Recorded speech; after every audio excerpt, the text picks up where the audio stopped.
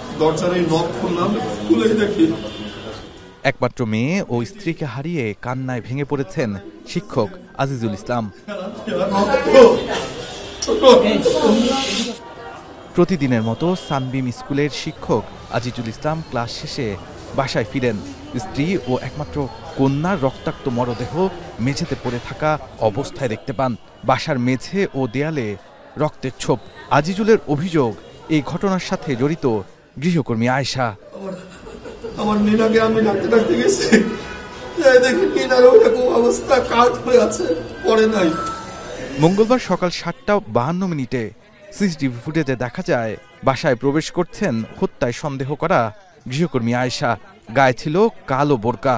এরপর বের হন 9:36 তখন তার গায়ে দেখা যায় স্কুল ড্রেস।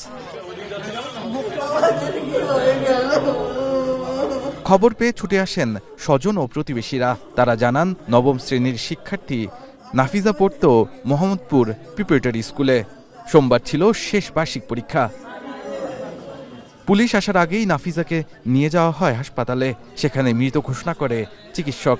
পরে গৃহকর্ত্রী লায়লা আফরোজের মরদেহ নিয়ে যায় পুলিশ। পুলিশ জানায়, সিসিটিভি ফুটেজ পর্যালোচনা করে জড়িতদের নেওয়া হবে আইনের আওতায়। উদ্ধার করা হয় হত্যায় ব্যবহৃত ছুরি।